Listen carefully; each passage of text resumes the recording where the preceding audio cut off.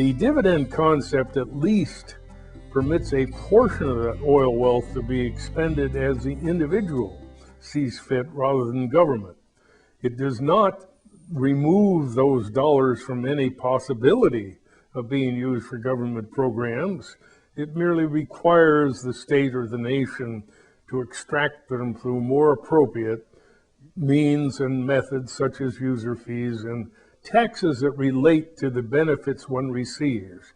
In other words, if you're getting a major benefit from a state program, you ought to pay a higher user fee and a tax than an individual that receives nothing from that program. Anyhow, the concept is seemingly wildly supportive by many, many people once they understand it. And I've been very disappointed. I've heard nothing from the president or either presidential candidate since the initial flurry that occurred last spring. And I've written President Bush Sr.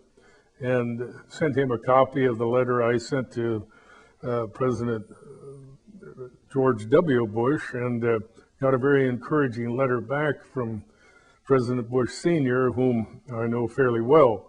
And I am hopeful that he will light a fire under the president, and he would make that a centerpiece of a plan and fill a vacuum now that is aggravating to people throughout the world. I think if he could point to something as a positive method that could do an awful lot, not only in Iraq, but all other nations that have oil wealth and where most of the benefits have gone to a select few, and the little people see virtually nothing from them, I think it would strike a spark that could ignite a concept that has enormous beneficial implications for all sorts of third world countries and those that have now in the past seen their oil wealth largely squandered. In closing, I'd like to thank you people for taking time to listen to a proposal that could have, I say, a very significant impact on post-war Iraq. As you know, there's been a charge that there's no plan for the peace in Iraq.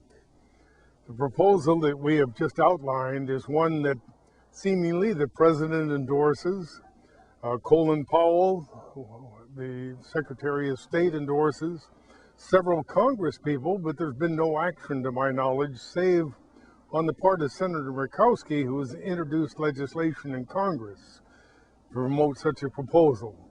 But I think if it were to be adopted, it's one means by which we might create a counter to the terrorism we now see prevalent in that country, an offset that might incline the major people of Iraq, the majority, to say that those people that in performing those terrorist acts are hitting me in the pocketbook where it really hurts. If we had something of that nature in place, I think we might find the majority of people in Iraq doing their best to suppress that sort of activity because it's in their best long-term self-interest. Thank you.